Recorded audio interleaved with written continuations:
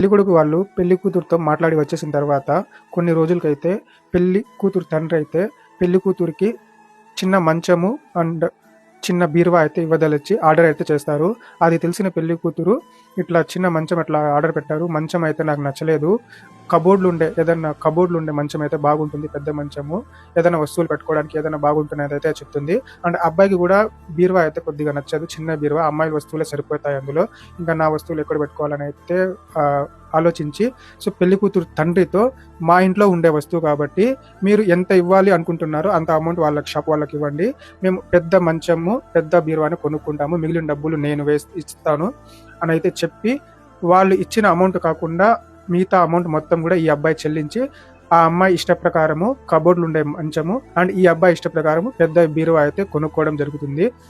తర్వాత ఈ అబ్బాయి మీద పెళ్లి బాధ్యతలు పూర్తిగా ఉండడం వల్ల ఈ అబ్బాయి ఆర్థిక పరిస్థితి ఆల్రెడీ బాగోలేదు. అండ్ ఈ అబ్బాయి వాళ్ళ తల్లిదండ్రులకి ఒకే ఒక సంతానం కాబట్టి సో పెళ్లి అయితే మంచిగా చేసుకోవాలని అయితే అనుకున్నారు. సో దానికోసం అప్పుల కోసం వెతుకుతూ ఉన్నారు. అండ్ అదే సమయంలో ఈ అబ్బాయికి ఆఫీస్ నుంచి అయితే కాల్స్, ఈమెయిల్స్ అనేవి వస్తూ ఉన్నాయి రావాలి అని.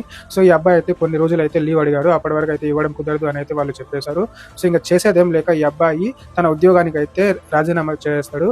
ఈ విషయాన్ని పెళ్లి కూతురుతో ముందే చెప్తాడు, ఇట్లా నేను రాజీనామా చేస్తా ఉన్నాను అండ్ పెళ్లి తర్వాత 3 నెలల తర్వాత వెళ్ళి కొత్త జాబ్, నా ప్రొఫెషన్ కి తగ్గట్టు సర్టిఫికెట్లు ఉన్నాయి కాబట్టి సో అందులో జాబ్ ఎత్తుక్కుంటాను అని అయితే ముందే చెప్తాడు ఈ అబ్బాయి. ఇది తెలుసుకున్న అమ్మాయి తల్లి అండ్ రెండవ అన్న అబ్బాయితో పెళ్లి కొడుకుతో ఇట్లా మీరే పెళ్లి చేసుకోవాలి అనుకోవడం మంచి విషయము, ఇట్లా మీరు ఏదైతే ఇబ్బందులు పడతా ఉన్నారో పెళ్లి విషయంలో సో అందుకోసం మేమైతే పెళ్లి ఖర్చులు మొత్తము 3 వంతులుగా లెక్క వేయండి, అందులో ఒక వంతు అమౌంట్ అనేది మేము మా భర్తకి అండ్ పెళ్లి కుదిర్చిన బంధువులకి తెలియకుండా మేము ఇస్తాం మీకు అని అయితే చెప్తారు. అప్పుడు పెళ్లి కొడుకు అయితే వాళ్ళకి తెలియకుండా ఎందుకండి దాచడము, తెలిసే నలుగురిలో ఇస్తే అందరికి మర్యాద ఉంటుంది, మీకు మర్యాద ఉంటుంది కదా అని అయితే చెప్తారు. ఆ విషయంలో వద్దండి, వాళ్ళు మా బంధువులు అయితే మంచోళ్ళు కాదు, ఇంకా ఈ పెళ్లి కుదిర్చారని మేము వాళ్ళతో సఖ్యంగా ఉన్నాము, వాళ్ళు కాస్త చెడ్డోళ్ళు అండ్ మా భర్త కూడా చాలా మొండి మనిషి, మీరు చూసారు కదా ఆల్రెడీ నిశ్చితార్థంలో ఎంత గొడవ చేశారో, సో ఆయనకి ఇది తెలిస్తే కనుక మళ్ళీ పెద్ద గొడవ చేస్తారు, మేము ఇస్తామన్నట్టు కూడా ఆయనకి చెప్పకండి, మేము తెలియకుండా ఇస్తాము, మీకు సహాయంగా ఉంటుంది అని అయితే చెప్తారు.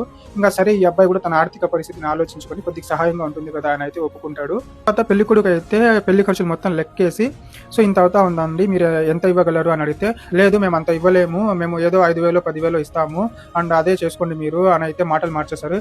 ఏంటండి మీరే కదా చెప్పారు, మీరు కూడా ఇప్పుడు ఇట్లా మాటలు మార్చేస్తా ఉన్నారేంటి, మీ ఆ 10,000 5,000 అయితే మేము మిమ్మల్ని అడగాల్సిన అవసరం లేదు కదా, మీరే కదా ఇస్తాము అనింది, అందుకని మేము లెక్కేసి చెప్పాము అని అడిగితే లేదండి మాకు తెలియదు అని అయితే వీళ్ళు కూడా మాటలు మార్చేస్తారు.